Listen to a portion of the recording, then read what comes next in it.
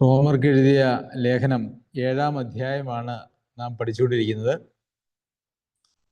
അതിൻ്റെ 13 വരെയുള്ള വാക്യങ്ങൾ നമ്മൾ പഠിക്കുകയുണ്ടായി. 14 മുതൽ 25 വരെയുള്ള വാക്യങ്ങളാണ് നമ്മളുടെ ഇന്നത്തെ ചിന്താവിഷയം. ഇന്ന് ലോകത്ത് വളരെ തെറ്റായി മനസ്സിലാക്കുകയും പഠിപ്പിക്കുകയും ചെയ്യുന്നതായിട്ടുള്ള 2 പ്രധാന വിഷയങ്ങൾ ഈ ഒരു വേദഭാഗത്തുണ്ട് എന്നുള്ളത് കൊണ്ട് ഇതിൻ്റെ പഠനം നമ്മെ സംബന്ധിച്ചിടത്തോളം വളരെ പ്രാധാന്യമുള്ളതാണ്. നമ്മളുടെ ക്രിസ്തീയ ജീവിതത്തെ നേരിട്ട് ബാധിക്കുന്നതായിട്ടുള്ള ഉപദേശ പെശകുകൾ ഈ വേദഭാഗത്തു നിന്നും യഥാർത്ഥത്തിൽ ഇന്ന് ലോകത്ത് പഠിപ്പിക്കപ്പെടുന്നുണ്ട്. അതുകൊണ്ട് ഇന്ന് നമുക്കിതിനെക്കുറിച്ച് പഠിക്കുകയും അതിനുശേഷം നിങ്ങൾക്ക് സംശയങ്ങൾ ചോദിക്കാനുണ്ടെങ്കിൽ, ചർച്ച ചെയ്യാനുണ്ടെങ്കിൽ അതിനെക്കുറിച്ച് ചോദിക്കുവാനും ചർച്ച ചെയ്യുവാനുമായിട്ടുള്ള സ്വാതന്ത്ര്യം ഉണ്ടായിരിക്കുന്നതാണ്. ഈ 7-ാമത്തെ അധ്യായത്തിൽ നാം പഠിച്ചതായിട്ടുള്ള, അതായത് 13-ാമത്തെ വാക്യം വരെയുള്ള വാക്യങ്ങളിൽ നമ്മൾ പഠിച്ചതായിട്ടുള്ള 2 പ്രധാന വിഷയം എന്ന് പറയുന്നത് ന്യായപ്രമാണത്തിന് മനുഷ്യൻ്റെ മേലുള്ള അധികാരം, അതുപോലെ തന്നെ ന്യായപ്രമാണത്തിൻ്റെ ഉദ്ദേശം അല്ലെങ്കിൽ ന്യായപ്രമാണം നൽകിയതിൻ്റെ ലക്ഷ്യം, ന്യായപ്രമാണത്തിൻ്റെ ശുശ്രൂഷ എന്തൊക്കെ എന്ന് പറയുന്ന 2 കാര്യങ്ങളാണ്. എന്നാൽ ഇനി അങ്ങോട്ട് നമ്മൾ വായിക്കുകയും പഠിക്കുകയും ചെയ്യുന്നത് വളരെ സുപ്രധാനമായിട്ടുള്ള ഒരു കാര്യമാണ്. ഞാൻ നേരത്തെ സൂചിപ്പിച്ചതുപോലെ തെറ്റായിട്ട് പഠിപ്പിക്കുകയും വ്യാഖ്യാനിക്കുകയും ചെയ്തിരിക്കുന്നതായിട്ടുള്ള വേദഭാഗമായതുകൊണ്ട് നാം അതിനെ വളരെ കൃത്യമായി ദൈവവചനത്തിൻ്റെ അടിസ്ഥാനത്തിൽ മനസ്സിലാക്കേണ്ടത് നമ്മളുടെ ജീവിതത്തിൽ നമുക്ക് ഏറ്റവും അത്യന്താപേക്ഷിതമാണ്. ശരി, 14-ാമത്തെ വാക്യത്തിൽ നാം കാണുന്നത് ന്യായപ്രമാണം ആത്മീകം എന്ന് നാം അറിയുന്നുവല്ലോ. അതായത് ഇതുവരെയും 13 വാക്യങ്ങളിലൂടെ ന്യായപ്രമാണം ആത്മീകമാണ് എന്ന് തെളിയിച്ചിരിക്കുകയാണ്. കാരണം അതിന് മനുഷ്യൻ്റെ മേൽ അധികാരമുണ്ട്, ശക്തിയുണ്ട്. മനുഷ്യൻ്റെ ജീവിതത്തിൽ അത് ചില ശുശ്രൂഷകൾ ചെയ്യുന്നുണ്ട്. 4 പ്രധാന ശുശ്രൂഷകളെ കുറിച്ച് നമ്മൾ വായിച്ചു. അപ്പോൾ ന്യായപ്രമാണം ആത്മീകം എന്ന് നാം അറിയുന്നുവല്ലോ. ഞാനോ ജഡമയൻ, പാപത്തിന് ദാസനായി വിൽക്കപ്പെട്ടവൻ തന്നെ. അപ്പോൾ ന്യായപ്രമാണം ആത്മീകമാണ് എന്ന് തെളിയിച്ചതിന് ശേഷം ഞാൻ ജഡമയനാണ്, പാപത്തിന് ദാസനായി വിൽക്കപ്പെട്ടവൻ തന്നെയാണ് എന്ന് പറഞ്ഞിട്ട്, അങ്ങനെ പാപത്തിന് ദാസനായി വിൽക്കപ്പെട്ട ജഡമയനായ ഒരു മനുഷ്യൻ്റെ ജീവിതത്തെക്കുറിച്ചാണ് ഇവിടെ പൗലോസ് അപ്പോസ്തലൻ പിന്നീട് വിവരിക്കുന്നത് നമുക്ക് കാണുവാനായിട്ട് കഴിയുന്നു. ഞാനോ ജഡമയൻ എന്ന് പറഞ്ഞാൽ എൻ്റെ ജഡത്തിൽ നിന്നുള്ള ജീവിതമാണ് ഞാൻ നയിക്കുന്നത്. അതുപോലെ തന്നെ പാപത്തിന് ദാസനായി വിൽക്കപ്പെട്ടവൻ തന്നെ എന്ന് വെച്ചാൽ പാപത്തിൻ്റെ ദാസ്യത്വത്തിലാണ് അല്ലെങ്കിൽ കർത്തൃത്വത്തിലാണ് എന്ന് നമുക്ക് അവിടെ കാണാനായിട്ട് കഴിയും. അപ്പോൾ ഇത് എന്താണ്? ഞാനോ ജഡമയൻ, പാപത്തിന് ദാസനായി വിൽക്കപ്പെട്ടവൻ തന്നെ. അതിനുശേഷം ഈ ഞാൻ എന്നുള്ളതായിട്ടുള്ള ധാരാളം പദപ്രയോഗങ്ങൾ നമുക്ക് ഈ അധ്യായത്തിൽ കാണുവാനായിട്ട് കഴിയും. പൗലോസ് അപ്പോസ്തലൻ എഴുതുന്നതുകൊണ്ട് തീർച്ചയായും അത് പൗലോസ് അപ്പോസ്തലനെ കുറിച്ചാണ് എന്നുള്ള നിലയിൽ തന്നെയാണ് പ്രാഥമികമായിട്ട് നമുക്കതിനെക്കുറിച്ച് മനസ്സിലാക്കുവാനായിട്ട് കഴിയുന്നത്. എന്നാൽ പൗലോസ് അപ്പോസ്തലൻ്റെ ഏത് കാലഘട്ടത്തെക്കുറിച്ചാണ് താൻ ഈ പറയുന്നത് എന്നുള്ളത് നാം ദൈവവചനത്തിൻ്റെ അടിസ്ഥാനത്തിൽ അതിനെക്കുറിച്ച് ചിന്തിക്കുകയും മനസ്സിലാക്കുകയും ചെയ്യേണ്ടത് ആവശ്യമാണ്. ഈ ലേഖനം എഴുതുമ്പോൾ പൗലോസ് അപ്പോസ്തലൻ ഒരു അപ്പോസ്തലനാണ്, ശുശ്രൂഷകനാണ്. അപ്പോൾ താൻ ജീവിച്ചിരിക്കുന്ന, താൻ മാനസാന്തരപ്പെട്ടതിന് ശേഷം കർത്താവിൻ്റെ വേലയിലായിരുന്ന കാലത്തെക്കുറിച്ചാണോ, അതെയോ തൻ്റെ മാനസാന്തരത്തിന് മുമ്പുണ്ടായിരുന്ന കാലഘട്ടത്തെക്കുറിച്ചാണോ ഇത് പറഞ്ഞിരിക്കുന്നത് എന്നുള്ളത് നമുക്ക് ദൈവവചനത്തിൻ്റെ അടിസ്ഥാനത്തിൽ മനസ്സിലാക്കേണ്ടതായിട്ടുള്ള ആവശ്യമുണ്ട്. അപ്പോൾ ഞാനോ ജഡമയൻ, പാപത്തിന് ദാസനായി വിൽക്കപ്പെട്ടവൻ തന്നെ, 14-ാം വാക്യം. അപ്പോൾ അങ്ങനെയുള്ള ഒരു മനുഷ്യൻ്റെ ജീവിതത്തിൽ എന്താണ് യഥാർത്ഥത്തിൽ സംഭവിക്കുന്നത് എന്നുള്ളതാണ് പിന്നീട് നമുക്ക് വിവരിക്കുന്നത്, കാണുവാൻ കഴിയുന്നത്. ഞാൻ പ്രവർത്തിക്കുന്നത് ഞാൻ അറിയുന്നില്ല, ഞാൻ ഇച്ഛിക്കുന്നതിനെയല്ല പകയ്ക്കുന്നതിനെ അത്രേ ചെയ്യുന്നത്.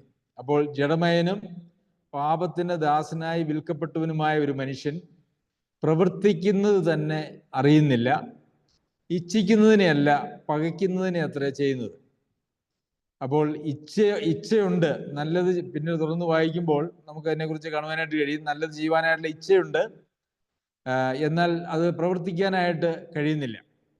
ഞാൻ പ്രവർത്തിക്കുന്നത് അറിയുന്നില്ല. അതായത് ഞാൻ അറിയാതെ ആണ് പ്രവർത്തിക്കുന്നത്, എൻ്റെ ഇഷ്ടത്തിനനുസരിച്ചല്ല ഞാൻ പ്രവർത്തിക്കുന്നത്. ഇത് ജഡമയനും പാപത്തിന് ദാസനായി വിൽക്കപ്പെട്ടവൻ്റെയും ഒരു പ്രത്യേകതയാണ്. നമുക്കറിയാം, പാപത്തിന് ദാസനായി വിൽക്കപ്പെട്ടു എന്ന് പറഞ്ഞാൽ പാപത്തിനാണ് ആ മനുഷ്യന്റെ മേലുള്ള അധികാരം എന്ന് പറയുന്നത്. അതുകൊണ്ട് പാപം പറയുന്നത് ചെയ്യുവാനായിട്ടല്ലാതെ സ്വന്തമായ തീരുമാനം നടപ്പാക്കി വിജയിപ്പിക്കുവാനായിട്ട് ആ വ്യക്തിക്ക് കഴിയുന്നതല്ല. കാരണം സ്വന്തമായ തീരുമാനം എടുക്കാനുള്ള കഴിവ് തന്നിലില്ല. കാരണം താൻ മറ്റൊന്നിൻ്റെ അടിമയാണ്. 17-ാമത്തെ വാക്യം, ആകയാൽ അതിനെ പ്രവർത്തിക്കുന്നത് ഞാനല്ല, എന്നിൽ വസിക്കുന്ന പാപമത്രേ. അപ്പോൾ ഇവിടെ ഈ ഇച്ഛിക്കുന്നത് ചെയ്യാതെ പകയ്ക്കുന്നതിനെ ചെയ്യുന്നത് തൻ്റെ അറിവ് കൂടാതെയാണ്. എന്നിട്ട് വീണ്ടും പറയുകയാണ്, കാരണം എന്താണെന്ന് വെച്ചാൽ അത് പ്രവർത്തിക്കുന്നത് ഞാനല്ല, മറിച്ച് എന്നിൽ വസിക്കുന്ന പാപമത്രേ. കാരണം പാപത്തിന് ദാസനായി വിൽക്കപ്പെട്ടവനാണ്. പാപം പറയുന്നത് മാത്രമേ ചെയ്യുവാനായിട്ട് ആ ദാസ്യത്തിലുള്ള ഒരാൾക്ക് കഴിയുള്ളൂ എന്നാണ് അവിടെ പറഞ്ഞിരിക്കുന്നതിൻ്റെ അർത്ഥം. ഒരു വിശദീകരണവും ആവശ്യമില്ല, എല്ലാവർക്കും കൃത്യമായിട്ട് മനസ്സിലാക്കാവുന്ന കാര്യങ്ങൾ തന്നെയാണ്. വീണ്ടും 18-ാമത്തെ വാക്യത്തിൽ ഇങ്ങനെ ജഡമയനും പാപത്തിന് ദാസനായി വിൽക്കപ്പെട്ടവൻ്റെയും മറ്റൊരു പ്രത്യേകത എന്ന് പറയുന്നത്, എന്നിൽ എന്ന് വെച്ചാൽ എൻ്റെ ജഡത്തിൽ നന്മ വസിക്കുന്നില്ല എന്ന് ഞാൻ അറിയുന്നു. നന്മ ചെയ്യുവാനുള്ള താല്പര്യം എനിക്കുണ്ട്, പ്രവർത്തിക്കുന്നതോ ഇല്ല. അപ്പോൾ എൻ്റെ ജഡത്തിൽ നന്മ വസിക്കുന്നില്ല. ചെയ്യാനുള്ള താല്പര്യമുണ്ട്, പക്ഷെ പ്രവർത്തിക്കാനായിട്ട് കഴിയുന്നില്ല. ഇത് പാപത്തിൻ്റെ ദാസ്യത്വത്തിൽ ജീവിക്കുന്നതിൻ്റെ പരിണിത ഫലമാണ് എന്ന് നമുക്കിവിടെ കാണുവാനായിട്ട് കഴിയും. പിന്നെ 19-ാമത്തെ വാക്യത്തിൽ ഞാൻ ചെയ്യുവാൻ ഇച്ഛിക്കുന്ന നന്മ ചെയ്യുന്നില്ലല്ലോ, ഇച്ഛിക്കാത്ത തിന്മയത്രേ പ്രവർത്തിക്കുന്നത്. കാരണം എന്താണ്? എൻ്റെ മേലുള്ള അധികാരം പാപത്തിനാണ്. വീണ്ടും 21-ാമത്തെ വാക്യത്തില് അങ്ങനെ നന്മ ചെയ്യുവാൻ ഇച്ഛിക്കുന്ന ഞാൻ തിന്മ എൻ്റെ പക്കൽ ഉണ്ട് എന്നുള്ള ഒരു പ്രമാണം കാണുന്നു. അപ്പോൾ എൻ്റെ പക്കൽ, എൻ്റെ ഉള്ളിൽ അല്ലെങ്കിൽ എന്നിൽ തിന്മ എന്ന് പറയുന്ന ഒരു പ്രമാണമുണ്ട്. നന്മ ചെയ്യാനായിട്ട് എനിക്ക് ഇച്ഛ ഉണ്ടെങ്കിലും വേറൊരു പ്രമാണമാണ് എന്നെ നിയന്ത്രിക്കുന്നത്. അത് പാപത്തിൻ്റെ ദാസ്യത്വത്തിൽ, അടിമത്തത്തിൽ ജീവിക്കുന്നത് കൊണ്ടാണ്. ഉള്ളം കൊണ്ട് ഞാൻ ദൈവത്തിൻ്റെ ന്യായപ്രമാണത്തിൽ രസിക്കുന്നു, എങ്കിലും എൻ്റെ ബുദ്ധിയുടെ പ്രമാണത്തോട് പോരാടുന്ന വേറൊരു പ്രമാണം ഞാൻ എൻ്റെ അവയവങ്ങളിൽ കാണുന്നു. അതെൻ്റെ അവയവങ്ങളിലുള്ള പാപപ്രമാണത്തിന് എന്നെ ബദ്ധനാക്കി കളയുന്നു. ഉള്ളം കൊണ്ട് ഞാൻ ദൈവത്തിൻ്റെ ന്യായപ്രമാണത്തിൽ രസിക്കുന്നു. ന്യായപ്രമാണമൊക്കെ വായിച്ചു കഴിയുമ്പോൾ അതിനകത്ത് എഴുതിയിരിക്കുന്നതായിട്ടുള്ള ഭാഗങ്ങളൊക്കെ കാണുമ്പോൾ അതിലൊരു ആനന്ദം, അതിനകത്ത് ദൈവത്തിൻ്റെ പരിപാടികളെക്കുറിച്ചും ദൈവകൽപ്പനകളെക്കുറിച്ചും ഒക്കെയുള്ള ഒരറിവ് തനിക്ക് ലഭിക്കുന്നുണ്ട്. അത് തനിക്ക് സന്തോഷം കൊടുക്കുന്നുണ്ട്. പക്ഷേ ആ ഒരു പ്രമാണത്തിനനുസരിച്ച് ജീവിക്കാൻ കഴിയാത്ത, തൻ്റെ ബുദ്ധിയിൽ താൻ മനസ്സിലാക്കിയതായിട്ടുള്ള പ്രമാണത്തിനനുസരിച്ച് ജീവിക്കാൻ കഴിയാത്ത നിലയിൽ വേറൊരു പ്രമാണം എൻ്റെ അവയവങ്ങളിൽ കാണുന്നു. അവയവങ്ങൾ എന്ന് പറഞ്ഞാൽ കണ്ണ്, കാത്, മൂക്ക്, കാല്, കൈ തുടങ്ങിയതായിട്ടുള്ള അവയവങ്ങളിൽ കാണുന്നു. അത് എൻ്റെ അവയവങ്ങളിലുള്ള പാപപ്രമാണത്തിന് എന്നെ ബദ്ധനാക്കി കളയുന്നു. അപ്പോൾ ഈ ബുദ്ധിയുടെ പ്രമാണത്തോട് പോരാടുന്നതായ മറ്റേ പ്രമാണം, വേറൊരു പ്രമാണം നമ്മുടെ അവയവങ്ങളിലുണ്ട്. ഈ അവയവങ്ങളിലുള്ള പാപപ്രമാണത്തിന് എന്നെ ബദ്ധനാക്കി കളയുന്നു, അല്ലെങ്കിൽ അടിമയാക്കി കളയുന്നു, അല്ലെങ്കിൽ ബന്ധസ്ഥനാക്കി കളയുന്നു എന്ന് നാം കാണുന്നു. എന്നിട്ട് അപ്പോസ്തലൻ പറയുകയാണ്, അയ്യോ ഞാൻ അരിഷ്ട മനുഷ്യൻ, ഈ മരണത്തിന് അധീനമായ ശരീരത്തിൽ നിന്ന് എന്നെ ആർ വിടുവിക്കും.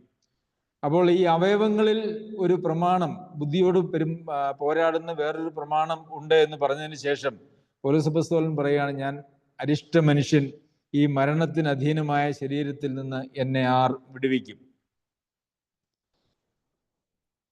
പിന്നെ 25-ാമത്തെ വാക്യത്തില് ഇങ്ങനെ, അതിൻ്റെ 2-ാം ഭാഗം, ഇങ്ങനെ ഞാൻ തന്നെ ബുദ്ധി കൊണ്ട് ദൈവത്തിൻ്റെ പ്രമാണത്തെയും ജഡം കൊണ്ട് പാപത്തിൻ്റെ പ്രമാണത്തെയും സേവിക്കുന്നു. അപ്പോൾ ഇത്രയും നേരം നമ്മൾ വായിച്ചതായിട്ടുള്ള ഈ വേദഭാഗങ്ങൾ പാപത്തിന് ദാസനായി വിൽക്കപ്പെട്ട ജഡമയനായ ഒരു മനുഷ്യന്റെ വിലാപമാണ്.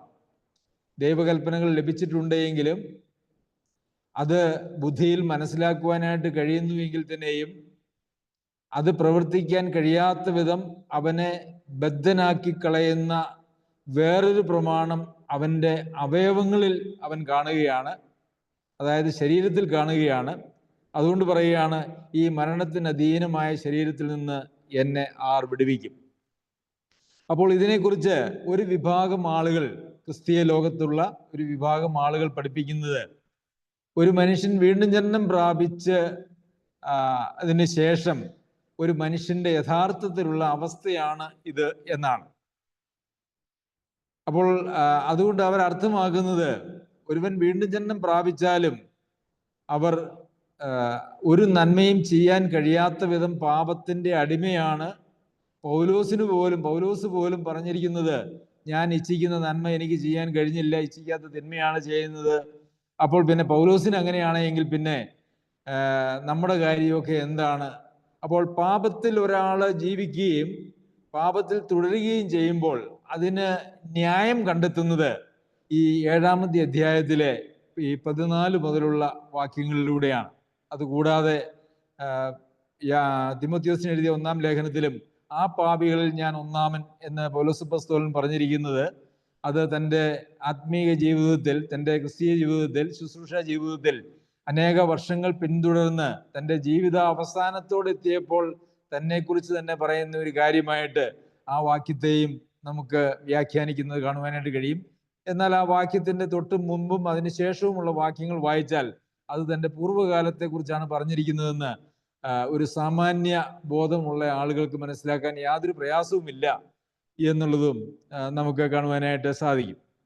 അപ്പോൾ ഇത് പൗലോസ് അപ്പോസ്തലന്റെ രക്ഷിക്കപ്പെട്ടതിന് ശേഷമുള്ള ഒരു ജീവിതമാണോ, അതെയോ മറ്റെന്തെങ്കിലുമാണോ ഈ ഞാൻ എന്ന് പറഞ്ഞുകൊണ്ട് ഇവിടെ പറഞ്ഞിരിക്കുന്നത് എന്നുള്ളതാണ് നാം ഇവിടെ പഠന വിഷയമാക്കേണ്ട വിഷയം.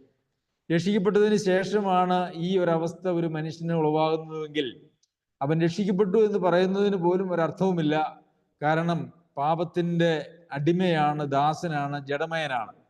അപ്പോൾ നമുക്ക് പ്രധാനമായിട്ടും പൗലോസ് അപ്പോസ്തലൻ പറഞ്ഞിരിക്കുന്നതായിട്ടുള്ള വേദഭാഗം അതിന് തൊട്ട് മുൻപും തൊട്ട് ശേഷവുമുള്ള അധ്യായത്തിൽ പൗലോസ് അപ്പോസ്തലൻ പറഞ്ഞതുമായിട്ട് നമുക്ക് ഒന്ന് ബന്ധിപ്പിച്ച് ചിന്തിക്കേണ്ടത് ആവശ്യമാണ്. അപ്പോൾ ഇവിടെ പൗലോസ് അപ്പോസ്തലൻ പറഞ്ഞിരിക്കുന്നത്, ഞാനോ ജഡമയൻ, പാപത്തിന് ദാസനായി വിൽക്കപ്പെട്ടവൻ തന്നെ. ശരി, നമുക്ക് റോമർക്ക് എഴുതിയ ലേഖനം 7-ാം അധ്യായമാണല്ലോ നാം പഠിക്കുന്നത്. നമുക്ക് 6-ാമത്തെ അധ്യായത്തിലേക്ക് വരാം. 6-ാമത്തെ അധ്യായത്തിലേക്ക് വരുമ്പോൾ അതിന്റെ 2-ാമത്തെ വാക്യം പറയുന്നത്, പാപം സംബന്ധമായി മരിച്ചവരായ നാം ഇനി അതിൽ ജീവിക്കുന്നത് എങ്ങനെ? അപ്പോൾ ഇവിടെ പാപം സംബന്ധമായി മരിച്ചു എന്ന് വെച്ചാൽ പാപത്തിന് ഇനി ഞാനുമായിട്ട് ബന്ധമില്ല എന്നാണ് 2-ാമത്തെ വാക്യം പറയുന്നത്. എന്നാൽ 7-ാം അധ്യായത്തിന്റെ 14-ാമത്തെ വാക്യത്തിൽ പറയുന്നത്, ഞാൻ പാപത്തിന് ദാസനായി വിൽക്കപ്പെട്ടവൻ എന്നാണ്. 6-ാം അധ്യായത്തിന്റെ 2-ാം വാക്യത്തിൽ പറയുന്നത്, ഞാൻ പാപസംബന്ധമായി മരിച്ചു എന്നാണ്. അപ്പോൾ ഈ 2 വാക്യങ്ങൾ തമ്മിൽ ഒരിക്കലും ചേർന്ന് പോവുകയില്ല. വീണ്ടും 6-ാം അധ്യായത്തിന്റെ 6-ാം വാക്യത്തിലേക്ക് വരുമ്പോൾ, നാം ഇനി പാപത്തിന് അടിമപ്പെടാതെ വണ്ണം പാപശരീരത്തിന് നീക്കം വരേണ്ടതിന് നമ്മുടെ പഴയ മനുഷ്യന് അവനോടുകൂടെ ക്രൂശിക്കപ്പെട്ടു എന്ന് നാം അറിയുന്നു. അപ്പോൾ നാം ഇനി പാപത്തിന് അടിമപ്പെടാതെ വണ്ണം, അപ്പോൾ ഇപ്പോൾ പാപത്തിന്റെ അടിമയാണോ? അല്ല. പാപത്തിന്റെ അടിമയാണെങ്കിൽ പിന്നെ നാം ഇനി പാപത്തിന് അടിമപ്പെടാതെ വണ്ണം എന്ന് പറയേണ്ടതായിട്ടുള്ള ഒരു ആവശ്യമില്ല. അപ്പോൾ ഞാൻ പാപത്തിന്റെ ദാസനായി വിൽക്കപ്പെട്ടവൻ എന്ന് പൗലോസ് 7-ാം അധ്യായത്തിന്റെ 14-ാം വാക്യത്തിൽ പറയുന്നത് 6-ാം അധ്യായത്തിന്റെ 2-ാം വാക്യത്തിനെതിരായിട്ട് വരും, 6-ാം അധ്യായത്തിന്റെ 6-ാം വാക്യത്തിനും എതിരായിട്ട് വരും. പിന്നെ വീണ്ടും 7-ാമത്തെ വാക്യത്തിൽ നമുക്ക് വായിക്കാം. 6-ാം അധ്യായത്തിന്റെ 7-ാം വാക്യത്തിൽ, അങ്ങനെ മരിച്ചവൻ പാപത്തിൽ നിന്ന് മോചനം പ്രാപിച്ചിരിക്കുന്നു. അപ്പോൾ ഇവിടെ പാപത്തിൽ നിന്ന് മോചനം പ്രാപിച്ചിരിക്കുന്നു എന്നാണ് പറഞ്ഞിരിക്കുന്നത്. പാപത്തിന് വിൽക്കപ്പെട്ടവൻ എന്നല്ല, അല്ലെങ്കിൽ പാപത്തിന് ദാസനായി വിൽക്കപ്പെട്ടവൻ എന്നല്ല, പാപത്തിൽ നിന്ന് മോചനം പ്രാപിച്ചിരിക്കുന്നു എന്നാണ്.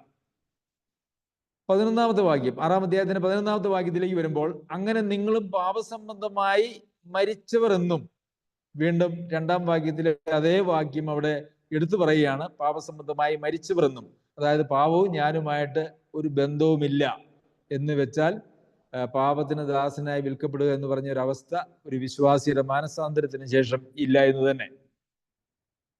14-ാമത്തെ വാക്യത്തിലേക്ക് വരുമ്പോൾ, 6:14 നിങ്ങൾ ന്യായപ്രമാണത്തിനല്ല കൃപയ്ക്കത്ര അധീനരാകിയാൽ പാപം നിങ്ങളിൽ കർത്തൃത്വം നടത്തുകയില്ലല്ലോ.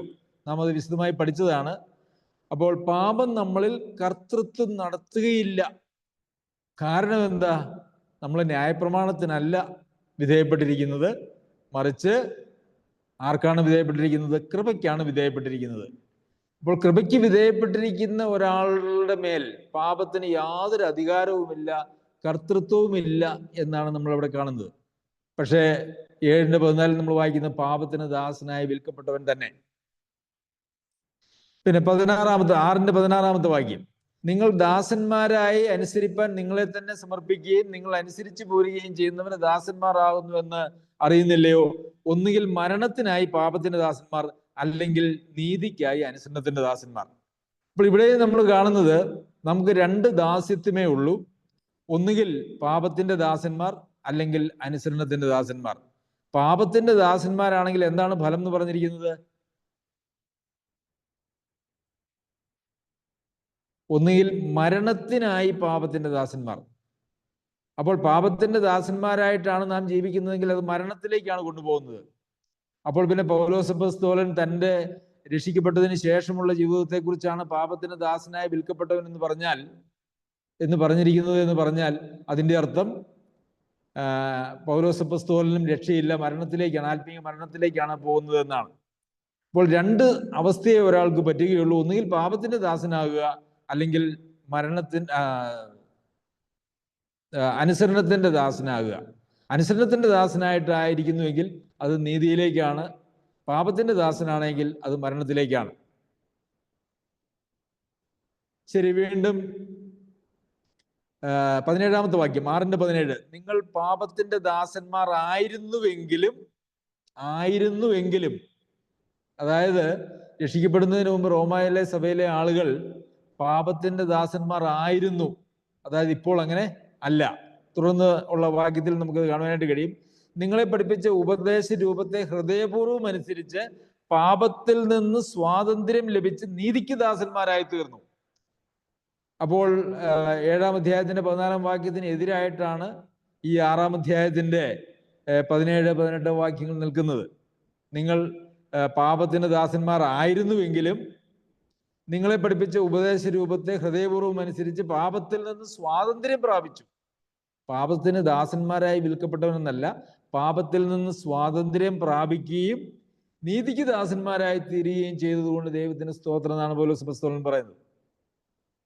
വീണ്ടും 20-ാമത്തെ വാക്യം, 6-ാം അധ്യായത്തിന്റെ 20-ാമത്തെ വാക്യം, നിങ്ങൾ പാപത്തിന് ദാസന്മാരായിരുന്നപ്പോൾ, അത് പഴയ കാലത്തെ കുറിച്ചാണ് പറയുന്നത്. അതായത് ഇപ്പോൾ പാപത്തിന് ദാസന്മാരല്ല. അപ്പോൾ 7-ാം അധ്യായത്തിന്റെ 14-ാമത്തെ വാക്യത്തിൽ ഞാനോ ജഡമേൻ പാപത്തിന് ദാസന്മാരായി വിൽക്കപ്പെട്ടവൻ തന്നെ എന്ന് പറയുമ്പോൾ അത് പൗലോസിന്റെ പഴയ കാലത്തെ കുറിച്ച് പറയുന്നതാണ് എന്ന് മനസ്സിലാക്കാൻ പ്രത്യേകിച്ചൊരു ബുദ്ധി വൈഭവത്തിന്റെ ആവശ്യമില്ല. അത് വളരെ സ്വാഭാവികമായിട്ട് നമുക്ക് മനസ്സിലാക്കാൻ കഴിയുന്നതായിട്ടുള്ള കാര്യമാണ്. വീണ്ടും 22-ാമത്തെ വാക്യത്തിൽ, എന്നാൽ ഇപ്പോൾ 6-ാം അധ്യായത്തിന് 22-ാമത്തെ വാക്യം, എന്നാൽ ഇപ്പോൾ പാപത്തിൽ നിന്ന് സ്വാതന്ത്ര്യം പ്രാപിച്ച ദൈവത്തിന് ദാസന്മാരായിരിക്കാൻ നിങ്ങൾക്ക് ലഭിക്കുന്ന ഫലം വിശുദ്ധീകരണവും അതിന്റെ അന്തം നിത്യജീവനുമാകുന്നു. വീണ്ടും നമ്മൾ കാണുന്നത് പാപത്തിൽ നിന്ന് സ്വാതന്ത്ര്യം പ്രാപിച്ച് ദൈവത്തിന് ദാസന്മാരായിരിക്കാൻ. പക്ഷെ 7:14 എന്താ വായിക്കുന്നത്? പാപത്തിന് ദാസനായി വിൽക്കപ്പെട്ടവൻ തന്നെ. അപ്പോൾ പാപവും അതുപോലെ തന്നെ രക്ഷിക്കപ്പെട്ട ഒരു വ്യക്തിയുമായിട്ടുള്ള ബന്ധം എന്താണ് എന്ന് 6-ാമത്തെ അധ്യായത്തിൽ ഉടനീളം വളരെ വ്യക്തമായിട്ട് പറഞ്ഞിട്ടുണ്ട്. റോമയിലെ സഭയിലുള്ള ആളുകൾ, രക്ഷിക്കപ്പെട്ടതായിട്ടുള്ള ആളുകൾ, പൗലോസ് അപ്പോസ്തലൻ ഉൾപ്പെടെ ലേഖനം എഴുതുന്നതായിട്ടുള്ള ആള് പാപത്തിന് ദാസന്മാരായി വിൽക്കപ്പെട്ട ആളുകളല്ല. അവർ പാപം സംബന്ധമായി മരിച്ചവരാണ്, പാപത്തിൽ നിന്ന് മോചനം പ്രാപിച്ചവരാണ്, പിന്നെ പാപം അവരുടെ മേൽ കർത്തൃത്വം നടത്താത്തവരാണ്. അതുപോലെ തന്നെ നീതിക്ക് അനുസരണത്തിന്റെ ദാസന്മാരാണ്. അവർ പാപത്തിന്റെ ദാസന്മാരായിരുന്നുവെങ്കിലും അവരിപ്പോൾ നീതിക്ക് ദാസന്മാരായി തീർന്നു.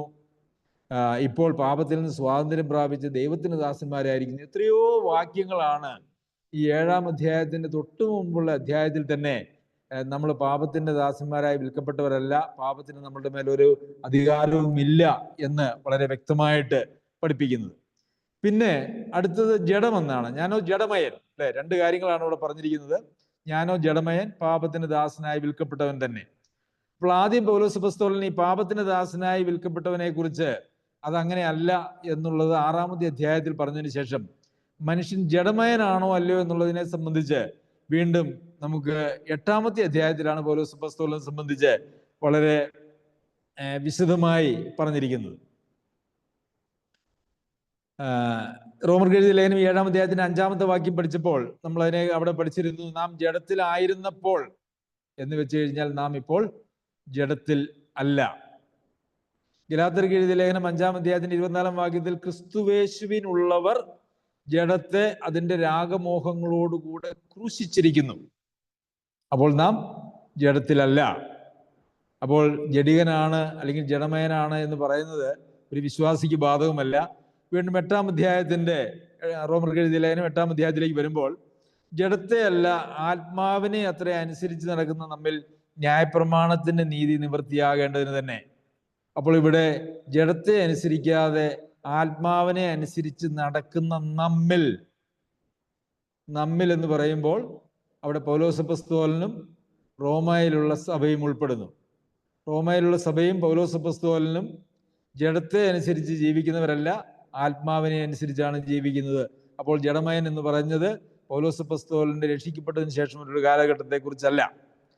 5-ാമത്തെ വാക്യം 8-ാം അധ്യായത്തിന്റെ 5-ാം വാക്യം, ജഡസ്വഭാവമുള്ളവർ ജഡത്തിനും ആത്മസ്വഭാവമുള്ളവർ ആത്മാവിനും ചിന്തിക്കുന്നു. ജഡത്തിന്റെ ചിന്ത മരണം, ആത്മാവിന്റെ ചിന്തയോ ജീവനും സമാധാനവും തന്നെ. അപ്പോൾ ജഡമയനാണ് എന്ന് പറഞ്ഞാൽ ഇവിടെയും അതിന്റെ ചിന്ത മരണമാണ്. അപ്പോൾ യാതൊരു പ്രതീക്ഷയും പൗലോസ് അപ്പോസ്തലനെ കുറിച്ചില്ല എന്ന് നമുക്ക് പറയേണ്ടതായിട്ട് വരും. എന്നാൽ അങ്ങനെയല്ല. ആത്മസ്വഭാവമുള്ളവർ ആത്മീയമായിട്ട് ചിന്തിക്കുന്നു. ആ ആത്മാവിന്റെ ചിന്ത ജീവനും സമാധാനവുമാണ്. പിന്നെ 7-ാം വാക്യം, ജഡത്തിന്റെ ചിന്ത ദൈവത്തോട് ശത്രുത്വമാകുന്നു, അത് ദൈവത്തിന്റെ ന്യായപ്രമാണത്തിന് കീഴ്പ്പെടുന്നില്ല, കീഴ്പ്പെടാൻ കഴിയുന്നതുമില്ല. ഞാൻ ജഡമയനാണെങ്കിൽ ഞാൻ ദൈവത്തിന്റെ ശത്രുവാണ്. ദൈവത്തിന്റെ ശത്രുവായിട്ട് ഒരിക്കലും ദൈവമക്കളെ കുറിച്ച് പറഞ്ഞിട്ടില്ല. ജഡമയൻ, ജഡത്തിൽ ജീവിക്കുന്നവൻ ദൈവത്തിന്റെ ശത്രുവാണ്. 8-ാമത്തെ വാക്യം, ജഡസ്വഭാവമുള്ളവർക്ക് ദൈവത്തെ പ്രസാദിപ്പിക്കുവാനായിട്ട് കഴിയുകയില്ല. അവിടെയും പൗലോസിന്റെ രക്ഷിക്കപ്പെട്ടതിന് ശേഷമുള്ള കാലഘട്ടത്തെ കുറിച്ചാണ് ഞാനോ ജഡമയൻ എന്ന് പറഞ്ഞിരിക്കുന്നതെങ്കിൽ പൗലോസിന് ദൈവത്തെ പ്രസാദിപ്പിക്കാൻ കഴിയുന്ന ഒരു അവസ്ഥ തന്നിൽ ഉണ്ടായിരുന്നില്ല എന്ന് നമുക്ക് കാണുവാനായിട്ട് കഴിയും. 9-ാമത്തെ വാക്യം 8-9, നിങ്ങളോ ദൈവത്തിന്റെ ആത്മാവ് നിങ്ങൾ വസിക്കുന്നു എന്ന് വരികിൽ ജഡസ്വഭാവമുള്ളവരല്ല ആത്മസ്വഭാവമുള്ളവരത്രേ, ക്രിസ്തുവിന്റെ ആത്മാവില്ലാത്തവൻ അവനുള്ളവനല്ല. വളരെ എത്ര കൃത്യമാണ് അവിടെ എഴുതിയിരിക്കുന്നത്. ദൈവത്തിന്റെ ആത്മാവ്, നിങ്ങൾ രക്ഷിക്കപ്പെട്ട ആളുകളെ സംബന്ധിച്ചിടത്തോളം അവരിൽ ദൈവത്തിന്റെ ആത്മാവുണ്ട്. ദൈവത്തിന്റെ ആത്മാവ് നിങ്ങളിൽ വസിക്കുന്നു എന്ന് വരികിൽ ജഡസ്വഭാവമുള്ളവരല്ല ആത്മസ്വഭാവമുള്ളവരത്രേ എന്ന് വളരെ കൃത്യമായിട്ട് പറഞ്ഞിരിക്കുന്നു. അപ്പോൾ പിന്നെ 7-ാം അധ്യായത്തിൽ ഞാനോ ജഡമയൻ എന്ന് പറഞ്ഞത് പൗലോസ് അപ്പോസ്തലൻ രക്ഷിക്കപ്പെട്ടതിന് ശേഷമുള്ള ജീവിതത്തെ കുറിച്ചാകാൻ ഏതെങ്കിലും നിലയിൽ സാധിക്കുമോ? ഒരിക്കലും അങ്ങനെ സാധിക്കുകയില്ല. 13-ാമത്തെ വാക്യം, നിങ്ങൾ ജഡത്തെ അനുസരിച്ച് ജീവിക്കുന്നുവെങ്കിൽ മരിക്കും നിശ്ചയം, ആത്മാവിനാൽ ശരീരത്തിന്റെ പ്രവൃത്തികളെ മരിപ്പിക്കുന്നുവെങ്കിലോ നിങ്ങൾ ജീവിക്കും. അപ്പോൾ ഇവിടെയും നമ്മൾ കാണുന്നത് ജഡത്തെ അനുസരിച്ചാണ് നിങ്ങൾ ജീവിക്കുന്നതെങ്കിൽ, അതായത് നിങ്ങൾ ജഡമയരാണെങ്കിൽ നിങ്ങൾ മരിക്കും നിശ്ചയം. ഈ മരണം ആത്മീയ മരണമാണ്. എന്നാൽ ആത്മാവിനാൽ ശരീരത്തിന്റെ പ്രവൃത്തികളെ മരിപ്പിക്കുന്നുവെങ്കിൽ നിങ്ങൾ ജീവിക്കും. അപ്പോൾ ജഡത്തിന്റെ മേലുള്ള ഒരു വിജയവും ഇവിടെ പൗലോസ് അപ്പോസ്തലൻ പറയുന്നുണ്ട് രക്ഷിക്കപ്പെട്ടതായിട്ടുള്ള ആളുകൾക്ക്. അപ്പോൾ രക്ഷിക്കപ്പെട്ടതായിട്ടുള്ള ആളുകൾക്ക് പാപത്തിന്റെ അടിമത്വമില്ല, ജഡത്തിന്റെ അടിമത്വവുമില്ല. ഇത് രണ്ടും വളരെ വ്യക്തമായിട്ട് 6-ാം അധ്യായത്തിലും 8-ാം അധ്യായത്തിലും പൗലോസ് അപ്പോസ്തലൻ കൃത്യമായിട്ട് പറയുന്നു. പിന്നെ പൗലോസ് അപ്പോസ്തലൻ തൻ്റെ ജീവിതത്തെക്കുറിച്ച് പറയുന്നതായിട്ട് ചില സാക്ഷ്യങ്ങൾ നമുക്ക് ഈ സമയത്ത് ചിന്തിക്കേണ്ടത്, ഇത് മനസ്സിലാക്കുന്നതിനെ കുറിച്ച് സഹായകരമാണ് എന്ന് ഞാൻ വിചാരിക്കുന്നു. കൊരിന്ത്യർക്ക് എഴുതിയ 1-ാം ലേഖനം 4-ാം അധ്യായത്തിന്റെ 4-ാം വാക്യത്തിൽ പൗലോസ് തന്നെ കുറിച്ച് പറയുന്നതായിട്ടുള്ളൊരു കാര്യം, എനിക്ക് യാതൊരു കുറ്റത്തെക്കുറിച്ചും ബോധമില്ലെങ്കിലും അതിനാൽ ഞാൻ നീതിമാൻ എന്ന് വരികയില്ല. പാപത്തിന് ദാസനായി വിൽക്കപ്പെട്ട, ഇച്ഛിച്ചിട്ട് പോലും ഒരു നന്മയും ചെയ്യാൻ കഴിയാത്ത, ഇച്ഛിക്കാത്ത തിന്മ മുഴുവൻ ചെയ്ത് ജീവിക്കുന്ന ആളാണ് പൗലോസ് അപ്പോസ്തലനെങ്കിൽ ഈ ഒരു പ്രസ്താവന എങ്ങനെ പൗലോസ് അപ്പോസ്തലന് ചെയ്യുവാനായിട്ട് കഴിയും? എനിക്ക് യാതൊരു കുറ്റത്തെക്കുറിച്ചും ബോധമില്ലെങ്കിലും അതിനാൽ ഞാൻ നീതിമാൻ എന്ന് വരികയില്ല. വിധിക്കുന്നത് കർത്താവാകുന്നു, കർത്താവ് വിധിച്ചോട്ടെ, പക്ഷെ എനിക്ക് യാതൊരു കുറ്റത്തെക്കുറിച്ചും ബോധമില്ല. വീണ്ടും കൊരിന്ത്യർക്ക് എഴുതിയ 1-ാം ലേഖനം 11-ാം അധ്യായത്തിന് 1-ാം വാക്യത്തിൽ, ഞാൻ ക്രിസ്തുവിന്റെ അനുകാരി ആയിരിക്കുന്നത് പോലെ നിങ്ങളും എൻ്റെ അനുകാരികളാകുവിൻ. അപ്പോൾ പൗലോസ് അപ്പോസ്തലൻ ക്രിസ്തുവിന്റെ അനുകാരിയാണ് എന്നും നിങ്ങൾ എൻ്റെ അനുകാരികളാകണം എന്നും പറയുമ്പോൾ, പാപത്തിന് ദാസനായി വിൽക്കപ്പെട്ട് ഒരു നന്മയും ചെയ്യാൻ കഴിയാതെ തിന്മ മാത്രം ചെയ്ത് ജീവിക്കുന്ന ഒരാൾക്ക് ഇത് ഈ സ്റ്റേറ്റ്മെന്റ് പറയുവാനായിട്ട് കഴിയുമോ? ഒരിക്കലുമില്ല. വീണ്ടും കൊരിന്ത്യർക്ക് എഴുതിയ 1-ാം ലേഖനം 4-ാം അധ്യായത്തിന്റെ 16-ാമത്തെ വാക്യത്തിൽ, ആകയാൽ എൻ്റെ അനുകാരികളാകുവിൻ എന്ന് ഞാൻ നിങ്ങളെ പ്രബോധിപ്പിക്കുന്നു. പ്രിയമുള്ളവരെ, പൗലോസ് അപ്പോസ്തലൻ രക്ഷിക്കപ്പെട്ടതിന് ശേഷമുള്ള, ഇത് മാത്രമല്ല ധാരാളം വാക്യങ്ങളുണ്ട്. നിങ്ങൾ ഞങ്ങളോട് കണ്ടതും ഞങ്ങളിൽ കണ്ടതും ഞങ്ങളോട് പഠിച്ചതും എന്ന് പറയുന്നത് നമുക്ക് കാണുവാനായിട്ട് കഴിയും. ഞങ്ങൾ ക്രമം കെട്ട് നടന്നിട്ടില്ല എന്ന് പൗലോസ് അപ്പോസ്തലൻ പറയുന്നുണ്ട്. അങ്ങനെ ധാരാളം കാര്യങ്ങൾ പൗലോസ് അപ്പോസ്തലന്റെ രക്ഷിക്കപ്പെട്ടതിന് ശേഷമുള്ള ജീവിതത്തെക്കുറിച്ച് താൻ പറയുന്നുണ്ട്. അപ്പോൾ ഈ 7-ാം അധ്യായത്തിന്റെ 14 മുതലുള്ള വാക്യങ്ങളിൽ അവിടെ പറഞ്ഞിരിക്കുന്നതായിട്ടുള്ള കാര്യങ്ങൾ ഒന്നും രക്ഷിക്കപ്പെട്ട ശേഷം പൗലോസ് അപ്പോസ്തലൻ തൻ്റെ ജീവിതത്തെക്കുറിച്ച് പറയുന്ന ഒരു സാക്ഷ്യമല്ല.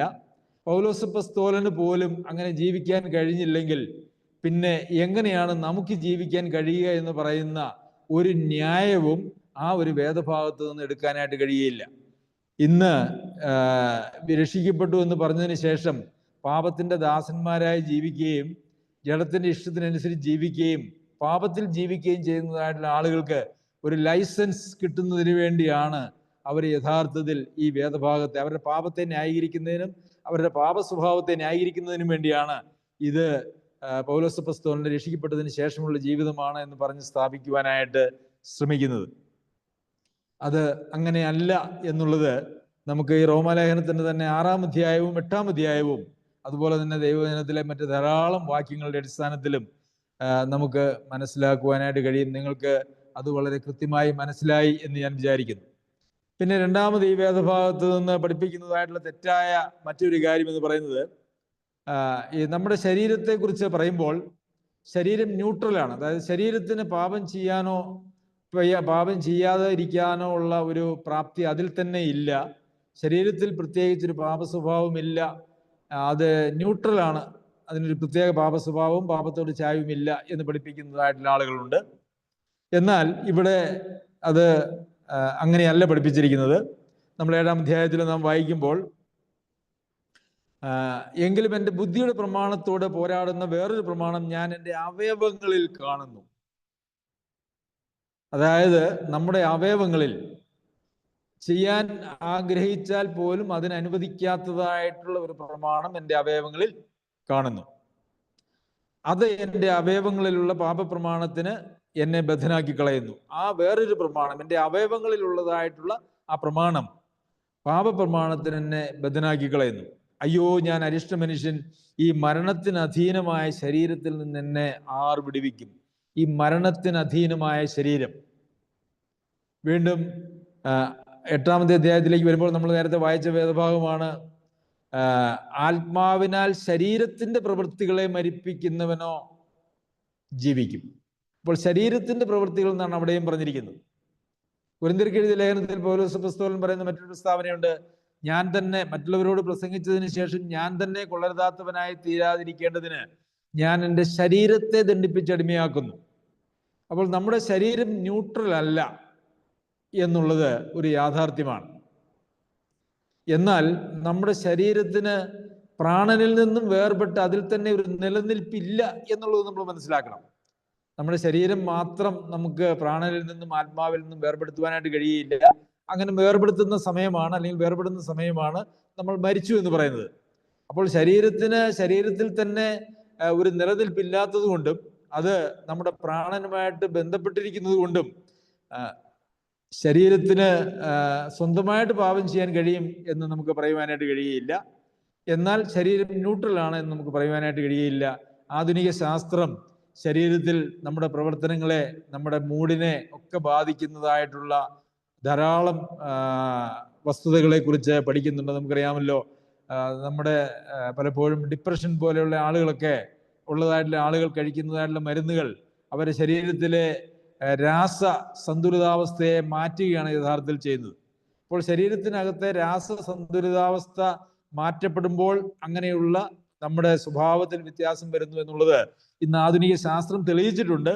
എന്നാൽ അത് ബൈബിളിൽ നൂറ്റാണ്ടുകൾക്ക് മുമ്പേ എഴുതപ്പെട്ടിട്ടുണ്ട് എന്നുള്ളതും നമുക്ക് കാണുവാനായിട്ട് സാധിക്കും. അപ്പോൾ ശരീരം ന്യൂട്രൽ അല്ല.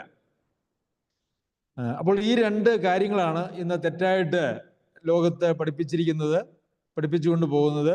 രണ്ടാമത്തെ കാര്യത്തിന് വലിയ പ്രസക്തി ഇല്ലെങ്കിൽ പോലും ഒന്നാമത് നാം പഠിച്ചതായിട്ടുള്ള കാര്യം വളരെ പ്രധാനമുള്ള ഒരു കാര്യമാണ്. അനേകര് ഈ ഒരു വിഷയത്തെ സംബന്ധിച്ച് കൃത്യതയില്ലാതെ ജീവിക്കുന്നതായിട്ട് നമുക്ക് കാണുവാനായിട്ട് സാധിക്കും. എന്നാൽ നാം കൃത്യമായിട്ട് കാര്യങ്ങൾ മനസ്സിലാക്കിയിരിക്കേണ്ടത് ആവശ്യമാണ്. ഇനി ആർക്കെങ്കിലും ഇത് സംബന്ധിച്ച് എന്തെങ്കിലും സംശയങ്ങൾ ചോദിക്കാനുണ്ടെങ്കിൽ അല്പസമയം ആ സംശയത്തിന് വേണ്ടി നമുക്ക് മാറ്റിവെക്കാം.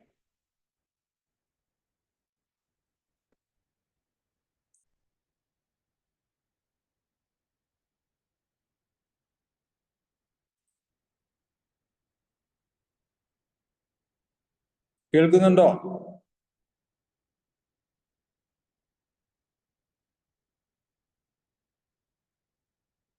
ആർക്കും സംശയമൊന്നും ഇല്ലാന്ന് തോന്നുന്നു അല്ലേ?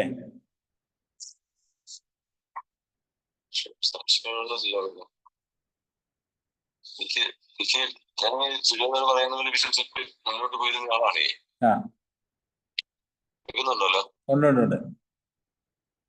നമ്മള് പാപത്തിന്റെ ശിക്ഷയിൽ നിന്നും പാപത്തിന്റെ ശക്തിയിൽ നിന്നും പാപത്തിന്റെ സാന്നിധ്യത്തിൽ നിന്നും മൂന്ന് ലെവലാണല്ലോ. ദേഹിയുടെ വീണ്ടെടുപ്പ് പ്രോഗ്രസീവായിട്ട് രക്ഷിക്കപ്പെട്ട് കഴിഞ്ഞ് നടന്നുകൊണ്ടിരിക്കുന്ന ഒരു പ്രോസസ്സാണ്. പിന്നെ അവൻ പറയുന്നില്ല, നമുക്ക് പാപത്തെ പറ്റി ആത്മാവ് വന്നു കഴിയുമ്പോൾ പാപത്തെ പറ്റി, നീതിയെ പറ്റി, ന്യായവിധിയെ പറ്റി നമുക്ക് ബോധ്യം വരുത്തും. അപ്പം നമ്മള് രക്ഷിക്കപ്പെട്ടു കഴിഞ്ഞ് നമ്മളൊരു റിയൽ ലൈഫിൽ നമ്മൾ കാണുന്ന ഒരു പ്രത്യേകത, ആള് രക്ഷിക്കപ്പെട്ടെങ്കിലും ആളിന്റെ നേച്ചറിലൊന്നും മാറ്റമൊന്നും വന്നിട്ടില്ല. പഴയ സ്റ്റൈലിൽ തന്നെ പോകുന്നെങ്കിലും മാനസാന്തരം ഇതുണ്ട്, പാപബോധമുണ്ട്, മാനസാന്തരമുണ്ട്. ആ അവസ്ഥയില. അപ്പൊ അങ്ങനെ ഒരു നമുക്ക് രക്ഷിക്കപ്പെട്ടവർക്ക്. ശരി, ബ്രദർ പറഞ്ഞത് എനിക്ക് മനസ്സിലായി. ഇന്ന് രക്ഷിക്കപ്പെട്ടു എന്ന് പറയുന്നതായിട്ടുള്ള ആളുകൾ ദൈവവചനത്തിന്റെ അടിസ്ഥാനത്തിൽ നാം പറയുമ്പോൾ അവർ പാപത്തിന്റെ ബന്ധനത്തിൽ നിന്നും അല്ലെങ്കിൽ അടിമത്തത്തിൽ നിന്നും അവർ മോചനം പ്രാപിച്ചവർ തന്നെയാണ്, സ്വാതന്ത്ര്യം പ്രാപിച്ചവർ തന്നെയാണ്. പിന്നെ അവർക്ക് അവരുടെ ജീവിതത്തെ, അവരുടെ ജഡത്തെ അല്ലെങ്കിൽ അവരുടെ ജീവിതത്തെ വീണ്ടും കൊണ്ടുപോയി പാപത്തിന് സമർപ്പിക്കുവാനായിട്ട് സാധിക്കും. അത് നമ്മൾ റോമർക്ക് എഴുതിയ ലേഖനം 6-ാം അധ്യായത്തിലും 8-ാം അധ്യായത്തിലും ഒക്കെ നമ്മളത് വായിക്കുന്നുണ്ട്. അപ്പോൾ രക്ഷിക്കപ്പെട്ടു എന്ന് പറയുന്ന ആളുകൾ വീണ്ടും അവരുടെ ജീവിതത്തെ പാപത്തിന് കൊണ്ടുപോയി സമർപ്പിക്കുന്നതായിട്ടൊരു അവസ്ഥയുണ്ട്. ഒന്ന്. രണ്ടാമത്, ഇന്ന് രക്ഷിക്കപ്പെട്ടവർ എന്ന് പറയുന്നതായിട്ടുള്ള അനേകം ആളുകളും രക്ഷിക്കപ്പെട്ടവരല്ല. അവർക്ക് പാപബോധം കാണും, അല്ലെങ്കിൽ ഒരു കുറ്റബോധം കാണും. കുറ്റബോധം അത് പാപം ചെയ്യുന്ന ആളുകൾക്കൊക്കെ കുറ്റബോധം സാധാരണഗതിയിലുണ്ട്. ഈ കുറ്റബോധമുണ്ട്, അതുകൊണ്ട് കാര്യമില്ല. നമുക്കറിയാമല്ലോ, അപ്പോസ്തല പ്രവൃത്തികളിൽ അവർ ഹൃദയത്തിൽ കുത്തുകൊണ്ട് അവർ വന്ന് ഞങ്ങൾ എന്ത് ചെയ്യേണ്ടു എന്ന് ചോദിച്ചു. അപ്പോൾ നിങ്ങൾ മാനസാന്തരപ്പെട്ട്. അപ്പോൾ ഈ കുറ്റബോധവും പാപബോധവും ഒക്കെ വരുമ്പോൾ നമ്മൾ മാനസാന്തരപ്പെടുകയും ആ മാനസാന്തരത്തിന് തക്കതായിട്ടുള്ളൊരു ഫലം നമ്മളിൽ ഉണ്ടാകുകയും ചെയ്യണം. അപ്പോൾ നമ്മെ തന്നെ ദൈവത്തിന്റെ, കർത്താവിന്റെ കർത്തൃത്വത്തിന് കീഴിലേക്ക് 100% ഏൽപ്പിച്ചു കൊടുക്കാതെ ഒരു മനുഷ്യൻ രക്ഷിക്കപ്പെടുകയില്ല. തന്നെ ത്യജിക്കുകയും യേശുവിനെ കർത്താവായി സ്വീകരിക്കണമെന്നാണല്ലോ പറയുന്നത്. നമ്മെ തന്നെ ത്യജിച്ചാൽ മാത്രമേ നമ്മെ യേശുവിന്റെ കർത്തൃത്വത്തിന് കീഴിലേക്ക് ഏൽപ്പിച്ചു കൊടുക്കാനായിട്ട് കഴിയുള്ളൂ. ഇന്ന് വിശ്വസിക്കുന്നു, രക്ഷിക്കപ്പെടുന്നു എന്ന് പറയുന്ന ആളുകളൊക്കെ അവർക്ക് യഥാർത്ഥത്തിലുള്ള പാപബോധമില്ല, മാനസാന്തരമില്ല, അവര് പാപത്തിന്റെ വഴി വിട്ട് തിരിയുന്നില്ല. അതുപോലെ തന്നെ അവർ തന്നെ ത്യജിക്കുന്നില്ല.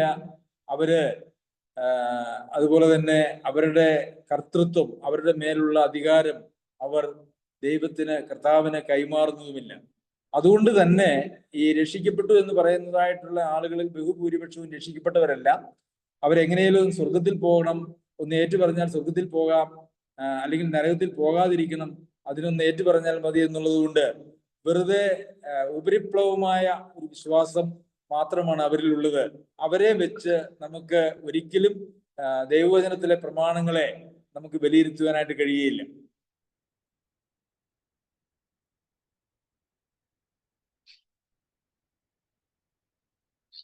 വചനത്തെ വചനം കൊണ്ടും ഭക്തരായിട്ടുള്ള യഥാർത്ഥത്തിൽ രക്ഷിക്കപ്പെട്ട ആളുകളെ നമുക്കത് കാണാനായിട്ട് കഴിയുന്നില്ല. നമ്മുടെ ജ്ഞാനത്തിന്, അറിവിന് പരിമിതികളുണ്ട് എന്നുള്ളത് ശരിയാണ്. പക്ഷേ ഒരു ദൈവവേദൽ പൗലോസ് അപ്പോസ്തലൻ എന്താ പറഞ്ഞേ? യാതൊരു കുറ്റത്തെക്കുറിച്ചും എനിക്ക് ബോധമില്ല എങ്കിലും, അല്ലേ, ഞാൻ നല്ല പോർ പൊരുതു, ഓട്ടം തികച്ചു, വിശ്വാസം കാത്തു. ഞാൻ ക്രിസ്തുവിന്റെ അനുകാരിയായിരിക്കുന്നത് പോലെ നിങ്ങൾ എന്റെ അനുകാരികളാകുവിൻ.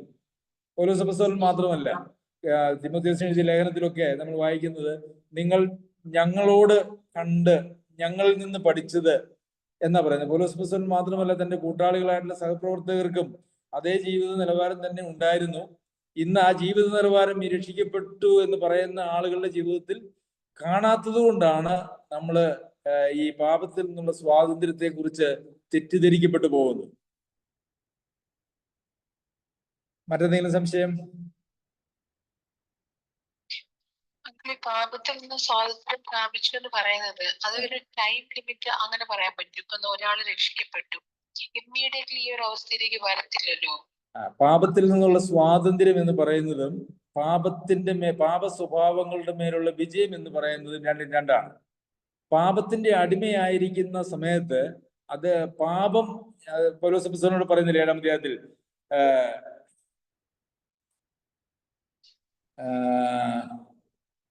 ആകയാൽ ഞാൻ പ്രവർത്തിക്കുന്നത് ഞാനല്ല, ആകയാൽ അതിനെ പ്രവർത്തിക്കുന്നത് ഞാനല്ല, എന്നിൽ വസിക്കുന്ന പാപം അത്രേ. അപ്പോൾ പാപമല്ലാതെ പാപം നമ്മളെ നിയന്ത്രിക്കുന്ന ഒരവസ്ഥയാണ് ഈ പാപത്തിന്റെ അടിമത്തം എന്ന് പറയുന്നത്. എന്നാൽ രക്ഷിക്കപ്പെട്ടതിന് ശേഷം ഒരാൾ ഒരിക്കലും പാപം ചെയ്യുകയില്ല, പാപത്തിൽ അകപ്പെടുകയില്ല എന്നല്ല. എന്നാൽ അവന് തൻ്റെ ഇച്ഛയിൽ പാപം ചെയ്യാനും ചെയ്യാതെ ഇരിക്കാനുമുള്ള തീരുമാനമെടുക്കാനായിട്ട് കഴിയും, ചെയ്തു പോകാനായിട്ട് കഴിയും. പ്രോസസ് എന്ന് പറയാൻ പറ്റുമോ? അതൊരു ഒരു ദിവസം കൊണ്ടല്ല. ചിലത് ചിലപ്പം ഇമ്മീഡിയറ്റ് ആയിട്ട് നമുക്ക് അറിയാൻ പറ്റും. പക്ഷെ ചിലതൊക്കെ ഒരു ഗ്രാജുവൽ പ്രോസസ് അല്ലേ? വചനം വായിക്കുകയും അതിൽ വളരുകയും ചെയ്യും. തഴക്കത്താൽ അഭ്യസിച്ച ഇന്ദ്രിയങ്ങൾ ഉള്ളവരായി എന്ന് പറയുന്ന പോലെ. അതെ, അതിനകത്ത് നമ്മളുടെ പാപ സ്വഭാവങ്ങൾ, അതായത് നമ്മളുടെ ജഡത്തിൽ നന്മ വസിക്കുന്നില്ല, നമ്മുടെ അവയവങ്ങളിൽ ഒരു പ്രമാണം കാണുന്നു എന്ന് പറഞ്ഞില്ലേ? അതിനെ നമുക്ക് മുറുകെ പറ്റുന്ന പാപം എന്ന് പറയാനായിട്ട് കഴിയും. അത് മാറാനായിട്ട് കുറച്ച് കാലഘട്ടം എടുക്കും, അതൊരു യാഥാർത്ഥ്യമാണ്. എന്നാൽ നമ്മൾ കൊല്ലേണ്ടതായിട്ടുള്ള പാപങ്ങൾ എന്ന് പറഞ്ഞുകൊണ്ട് ബൈബിളിൽ പറഞ്ഞിരിക്കുന്ന ചില കാര്യങ്ങളുണ്ട്. പ്രധാനമായിട്ടും അശുദ്ധി, ദുർനടപ്പ്, അത്യാഗ്രഹം അല്ലെങ്കിൽ ദ്രവ്യാഗ്രഹം. ഈ പറഞ്ഞ പാപങ്ങൾ അത് കൊല്ലേണ്ടതാണ്. കാരണം അത് വെച്ചുകൊണ്ട് നമുക്ക് മുമ്പോട്ടൊരു ജീവിതം പറ്റില്ല. വേശ്യയോട് പറ്റിച്ചേരുന്നവൻ അവളുമായി ഏകദേഹമായി തീരുന്നു. അങ്ങനെ ഒരാൾക്ക് ഒരിക്കലും ദൈവിക പ്രമാണങ്ങൾ അനുസരിച്ച് ദൈവത്തോട്, കർത്താവിനോട് ചേർന്ന് ജീവിക്കുവാനായിട്ട് കഴിയുകയില്ല. നാം രക്ഷിക്കപ്പെടുമ്പോൾ കർത്താവിനോടാണ് നാം ചേരുന്നത്. വേശ്യയോട് പറ്റിച്ചേരുന്നവൻ അവനെ ഒരിക്കലും കർത്താവിനോട് പറ്റിച്ചേരാനായിട്ട് കഴിയുകയില്ല. അതുപോലെ തന്നെ നിങ്ങൾക്ക് ദൈവത്തെയും മാമോനെയും ഒരേ സമയം സേവിക്കാനായിട്ട് കഴിയുകയില്ല. അപ്പോൾ ഒരാൾ ദ്രവ്യാഗ്രഹിയാണ് എങ്കിൽ അവർക്കൊരിക്കലും ദൈവത്തെ സേവിക്കുവാനായിട്ട് കഴിയില്ല, മാമോനെയും ദൈവത്തെയും സേവിക്കുവാനായിട്ട് കഴിയില്ല എന്ന് കർത്താവ് തന്നെ പറഞ്ഞിട്ടുണ്ട്. അപ്പോൾ മരിപ്പിക്കേണ്ടതായിട്ടുള്ള പാപങ്ങളുണ്ട്. ഇപ്പം സ്ത്രീയെ, വ്യഭിചാരധർമ്മത്തിൽ പിടിക്കപ്പെട്ടതായിട്ടുള്ള സ്ത്രീയെ കൊണ്ടുവന്ന് കർത്താവിന്റെ മുമ്പാകെ നിർത്തി. അപ്പോൾ ആ സംഭവം നിങ്ങൾക്കറിയാമല്ലോ. കർത്താവ് അവളോട് പറയുന്നൊരു വാക്കുണ്ട്, എന്താണ്? ഇനിമേൽ പാപം ചെയ്യരുത്, അല്ലേ? അതൊരു ഫുൾ സ്റ്റോപ്പാണ്. അങ്ങനെ ഫുൾ സ്റ്റോപ്പ് ഇടേണ്ടതായിട്ടുള്ള പാപങ്ങളുണ്ട്. എന്നാൽ നമ്മുടെ അവയവങ്ങളിലുള്ള പാപപ്രമാണത്തിന് നമ്മെ ഭദ്രാക്കി കളയുന്നതായ, മുറുകെ പറ്റുന്നതായിട്ടുള്ള ചില പാപ സ്വഭാവങ്ങൾ വേറെയുണ്ട്. അത് മാറുന്നതിന് കുറച്ച് സമയമെടുക്കാൻ സാധ്യതയുണ്ട്. പക്ഷെ നമ്മളുടെ സമർപ്പണം എത്രത്തോളം ഉണ്ട് എന്നുള്ളതിനനുസരിച്ചിട്ടാണ്. അതുപോലെ തന്നെ ഞെരുക്കമുള്ള വഴിയിലൂടെ പോകാനായിട്ടുള്ള നമ്മുടെ സമർപ്പണം അതിനകത്ത് വളരെ പ്രധാനപ്പെട്ടതാണ്. ശരി, മറ്റേതെങ്കിലും സംശയമുണ്ടോ?